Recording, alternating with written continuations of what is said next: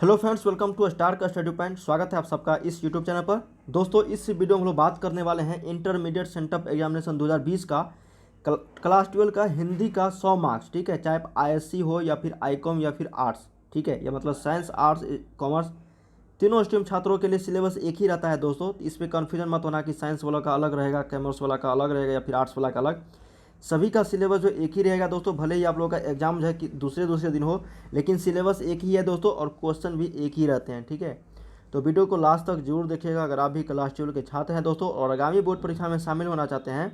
तो इसी तरह के आप लोगों को physics, chemistry, biology, Hindi, English, mathematics का चैप्टर वाइज ऑब्जेक्टिव, सब्जेक्टिव और साथ में काफ़ी सारे मॉडल सेट और प्रीवियस ईयर्स क्वेश्चन इस चैनल के माध्यम से आप लोग को तैयारी कराया जाता है। तो इसलिए चैनल को दोस्तों सब्सक्राइब जरूर कर लीजिएगा, ताकि इसी तरह से जैसे ही नया वीडियो कराऊंगा तो नोटिफिकेशन आपको मिलता रहेगा। ठीक है, अगर अभी प्रैक्टिस सेट करना चाहते हैं दोस्तों हर एक सब्जेक्ट का चैप्टर वाइज ऑब्जेक्टिव और साथ में सब्जेक्टिव, अभी पूरी तरह से ऑब्जेक्टिव तैयार हो चुका है दोस्तों और सब्जेक्टिव 1 से 2 वीक्स के अंदर वेबसाइट पर अपलोड हो जाएगा। तो जाके आप लोग प्रैक्टिस सेट कर सकते हो। लिंक नीचे डिस्क्रिप्शन में है या फिर गूगल पे सर्च कीजिए starstudypoint.com। वहाँ से आप लोग को चैप्टर वाइज ऑब्जेक्टिव और साथ में सब्जेक्टिव और साथ में मॉडल सेट भी जल्द से जल्द आने वाले हैं। तो जाके आप लोग प्रैक्टिस सेट कर सकते हो।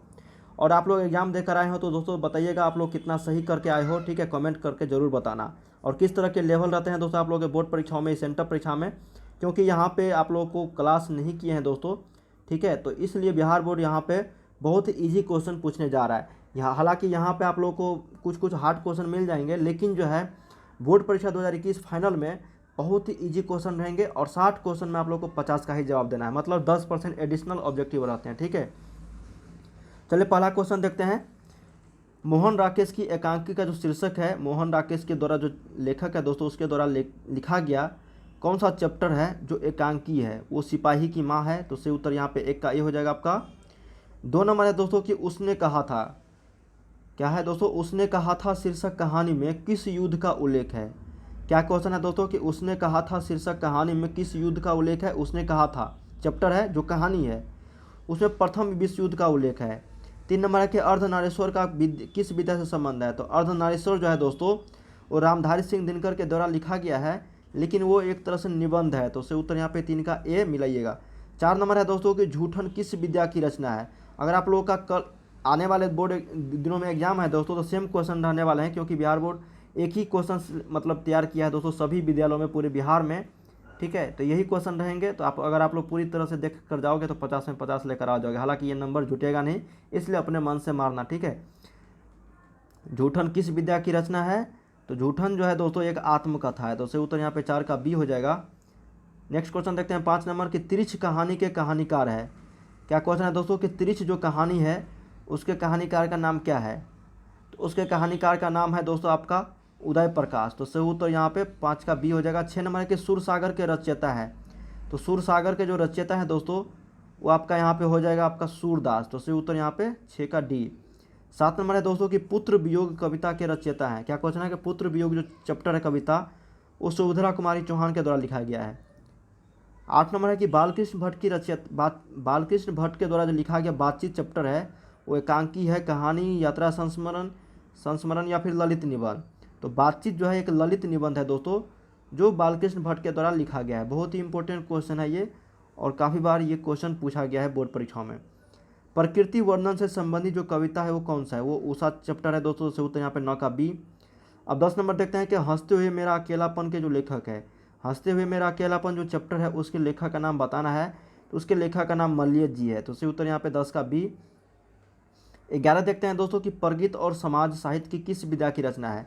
परगीत और समाज, क्या क्वेश्चन है दोस्तों? परगीत और समाज जो चैप्टर है वो किस विधा की रचना है, मतलब किस तरह का है दोस्तों? ललित निबंध, निबंध, आत्मकथा या फिर आलोचनात्मक निबंध? तो परगीत और समाज जो है एक निबंध है दोस्तों। तो याद रखिएगा यहाँ पे 11 का डी। 12 है कि उसने कहा था जो शीर्षक कहानी है, ठीक है, वो किस वर्ष रचना किया गया था? जब आप लोग पढ़ोगे बुक से क्वेश्चन है। ठीक है, उसने कहा था जो चैप्टर है उससे पहले लेखक के बारे में बताया गया है दोस्तों, उसी में ये क्वेश्चन है। तो 1915 ईस्वी में। तो सूत्र है 12 का ए। 13 है कि परगीत और समाज के लेखक कौन है? तो परगीत और समाज के जो लेखक है वो नामवर सिंह है। तो याद रखिएगा यहाँ पे 13 का ए। 14 नंबर देखते हैं कि दिगंबर का संधि विच्छेद क्या है? तो दिगंबर का जो सही संधि विच्छेद होगा जाएगा वो दिक जोर अंबर हो जाएगा।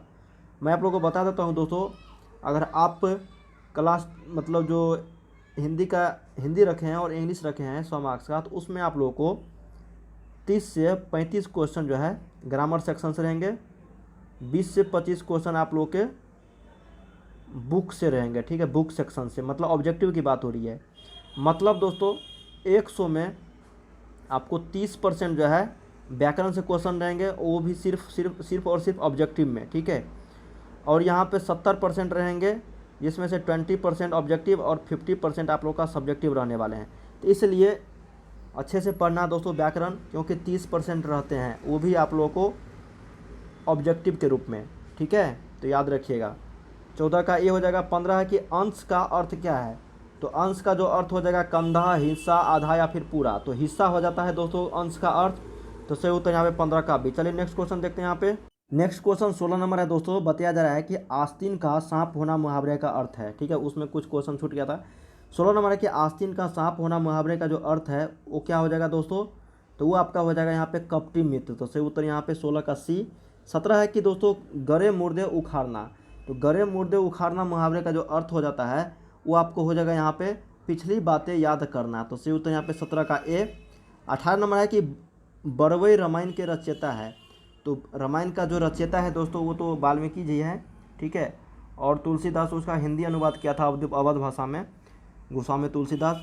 बरवई रामायण का जो रचयिता है दोस्तों वो आपका यहाँ पे हो जाएगा सही उत्तर तुलसीदास जी, तो सही उत्तर यहाँ पे 18 का ए। 19 है कि अधिनायक शीर्षक कविता के कवि है, अधिनायक जो चैप्टर है उसके शीर्षक के कविता के जो लेखक हैं वो हो जाएगा आपका दोस्तों रघुवीर सहाय, तो सही उत्तर यहाँ पे 19 का बी। 20 नंबर है दोस्तों कि भूषण किस काल के कवि थे, तो भूषण जो है वो आपको रीति काल के माने जाते हैं, तो सही उत्तर यहाँ पे 20 का ए। चलिए नेक्स्ट क्वेश्चन देखते हैं। 21 जो क्वेश्चन है दोस्तों, नेक्स्ट क्वेश्चन हमारा कि ज्ञानेंद्र पति की जो कविता है, ज्ञानेंद्र पति लेखक उनके द्वारा लिखा गया है, वो लिखा गया है आपका गाँव का घर, तो सही उत्तर यहाँ पे 21 का सी। 22 देखते हैं दोस्तों यहाँ पे कि जयशंकर प्रसाद किस वाद के कवि थे, कमायनी के लेखक है जयशंकर प्रसाद, तो ये छायावाद के कवि माने जाते हैं दोस्तों, तो सही उत्तर यहाँ पे 22 का सी।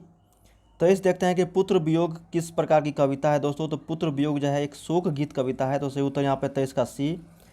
24 है दोस्तों कि उषा कविता के जो कवि है वो कौन है, तो उषा कविता का जो लेखक है दोस्तों वह शमशेर बहादुर सिंह हो जाएगा, तो 24 का ए। 25 है कि अकाल शब्द का विलोम क्या है, तो अकाल का यहाँ पे सुकाल हो जाएगा, तो सही उत्तर यहाँ पे 25 का बी। 26 है दोस्तों कि पूज्य शब्द का विशेषण क्या होगा, तो पूज्य का पूज्य हो जाएगा दोस्तों, पूजा का पूज्य हो जाएगा, 26 का ये। 27 देखते हैं कि तलवार का पर्यायवाची शब्द क्या है, तो तलवार का जो पर्यायवाची शब्द हो जाएगा वो करवाल हो जाएगा दोस्तों। 28 है कि ब्राह्मण शब्द का पर्यायवाची शब्द क्या है, तो ब्राह्मण का यहाँ पे अग्रजन्मा हो जाता है, तो सही उत्तर यहाँ पे आपका 28 का सी। 29 है दोस्तों कि नूतन शब्द का विलोम, ये प्रीवियस ईयर्स का क्वेश्चन है। देखिए प्रीवियस ईयर्स के क्वेश्चन पेपर से मतलब 5 साल का अगर प्रीवियस ईयर्स अगर आप लोग देख लोगे तो 35 से 40 क्वेश्चन डायरेक्ट पूछे जाते हैं दोस्तों बिना कुछ बदले हुए ऑप्शन के साथ, तो सही उत्तर यहाँ पे 29 का बी हो जाएगा, नूतन शब्द का पुरातन। 30 है कि कीर्ति शब्द का विलोम होता है, तो कीर्ति का यहाँ पे हो जाएगा दोस्तों अपकीर्ति। 31 है कि अरण्य का पर्यायवाची शब्द क्या है, तो अरण्य का जो पर्यायवाची शब्द हो जाएगा दोस्तों अरण्य शब्द का वो आपका विपिन हो जाएगा, तो 31 का ए। 32 है दोस्तों यहाँ पे कि आप शब्द कौन सर्वनाम है, तो आप शब्द जो है दोस्तों यहाँ पे पुरुषवाचक, 32 का ए। 33 है दोस्तों कि चराचर का संधि विच्छेद क्या होगा, तो चर जोर अचर हो जाएगा चराचर, तो सही उत्तर यहाँ पे 33 का बी। 34 है कि परमोजस्वी का संधि विच्छेद क्या होगा, तो परमोजस्वी का हो जाएगा परम जोर ओजस्वी, तो सही उत्तर यहाँ पे 34 का सी हो जाएगा दोस्तों। 35 है दोस्तों कि अन्वेषण का संधि विच्छेद क्या हो, मतलब कौन सी तरह का संधि है अन्वेषण, तो अन्वेषण जो संधि है दोस्तों वो आपका यन संधि है, तो याद रखिएगा 35 का ए। 36 है कि गजानन कौन सा समास है, तो गजानन जो है दोस्तों बहुव्रीहि समास है, गजानन लंबोदर इस तरह से पीताम्बर। 37 है कि यज्ञशाला कौन सा समास है, तो यज्ञशाला जो है तत्पुरुष समास है। 38 है कि रात दिन कौन सा समास है, मैंने आप लोगों को काफ़ी बार बताया दोस्तों, इस तरह के क्वेश्चन जैसे बीच में हाइफन देखोगे मतलब दो शब्द अलग अलग भिन्न भिन्न रहते हैं तो वो द्वंद्व समास का उदाहरण हो जाता है, जैसे माता पिता, भाई बहन, रात दिन, ठीक है, सुबह शाम, ये सभी द्वंद्व समास के उदाहरण है। 39 है दोस्तों कि इतिश्री होना मुहावरे का अर्थ क्या है, तो इतिश्री होना मुहावरे का जो अर्थ हो जाएगा वो यहाँ पे शुरू करना, समाप्त होना, या फिर तैयार होना, या फिर अटल रहना। तो इति श्री मतलब होता है दोस्तों आपका समाप्त करना। जैसे होता है ना श्री गणेश करना मतलब आरंभ करना, तो उसी तरह से इति श्री होना, समाप्त करना।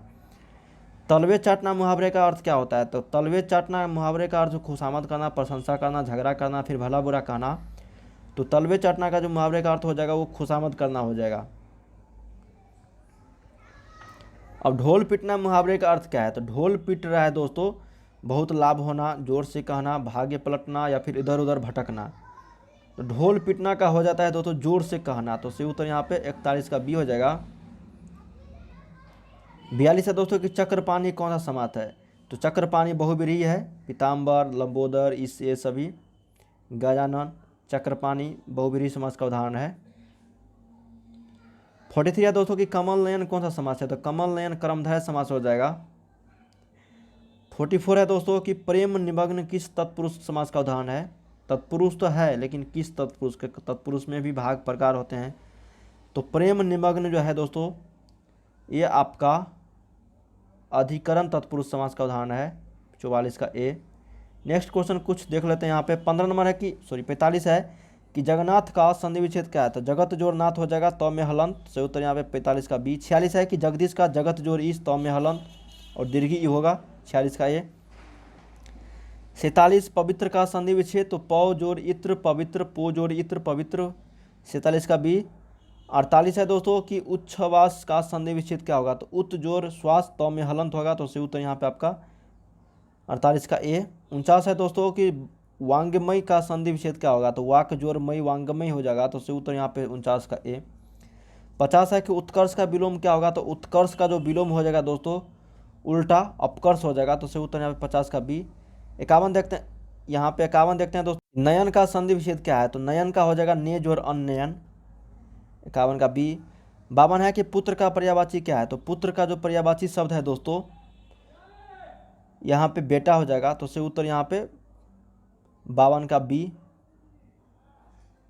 अगर पौत्र रहता दोस्तों पौत्र तो ये पोता हो जाता, ठीक है, लेकिन पुत्र है तो यहाँ पे बेटा।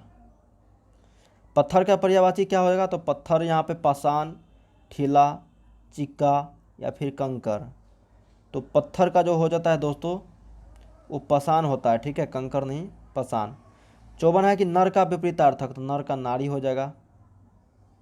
जिस पुरुष की स्त्री मर गई हो उससे विदुर बोलते हैं, और जिस स्त्री की पुरुष मर जाती है तो उसको विधवा बोलते हैं। तो 55 का सही उत्तर सी।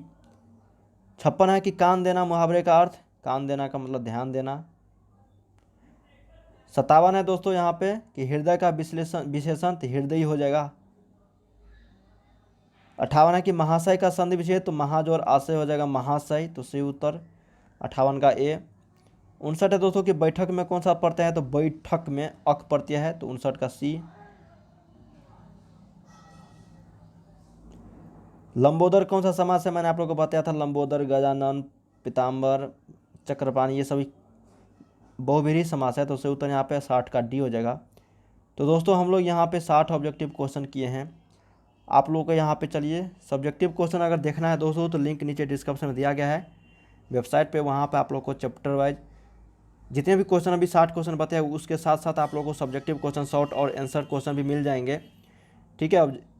सब ऑब्जेक्टिव का यहाँ पे आंसर दे रहा हूँ और सब्जेक्टिव का आप लोग वहाँ पे क्वेश्चन देख सकते हो, ठीक है, और गूगल कर सकते हो आंसर या फिर आप लोग किसी बुक में देख सकते हो। मिलते हैं नेक्स्ट वीडियो में दोस्तों किसी और सब्जेक्ट को लेकर, ठीक है। और आप लोगों को कौन कौन सा एग्जाम बचा हुआ है कमेंट जरूर कीजिएगा, और व्हाट्सएप जरूर करना दोस्तों, और इंस्टाग्राम पे जरूर फॉलो कर देना अगर किसी भी तरह का दिक्कत आता है तो, ठीक है। वहाँ पे आप लोगों को कुछ ही पूछ सकते हो हमसे। मिलते हैं नेक्स्ट वीडियो में दोस्तों, देखने के लिए आपका बहुत बहुत धन्यवाद।